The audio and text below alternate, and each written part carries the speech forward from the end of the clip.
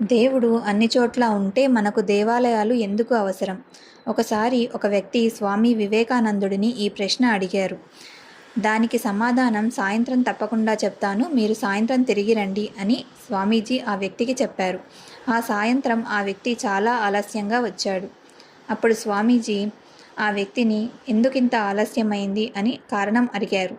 అప్పుడు ఆ వ్యక్తి, నా కారు టైర్లో గాలి పోయింది, సమయానికి నాకు టైర్కి గాలి కొట్టేవాడు రాలేదు, అందుకని ఆలస్యమైంది అని చెప్తారు.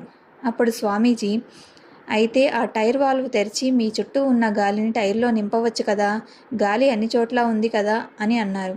ఆ వ్యక్తి ఆశ్చర్యంతో, నేను అలా ఎలా చేయగలను, గాలిని లోపలికి నెట్టడానికి మనకు పంపు అవసరం కదా అని అన్నారు. స్వామీజీ అప్పుడు అతనికి అర్థమయ్యేలాగా దేవుడి గురించి ఇలా చెప్పారు. సరిగ్గా దేవుడు కూడా గాలిలాగే ప్రతి చోట వ్యాపించి ఉన్నారు.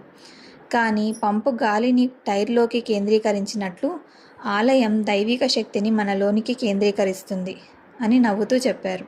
దేవాలయాలు కేవలం భవనాలు మాత్రమే కాదు, అవి శాస్త్రీయంగా రూపొందించబడిన విశ్వశక్తి కేంద్రాలు అని అతనికి అర్థమయ్యేలాగా వివరించారు.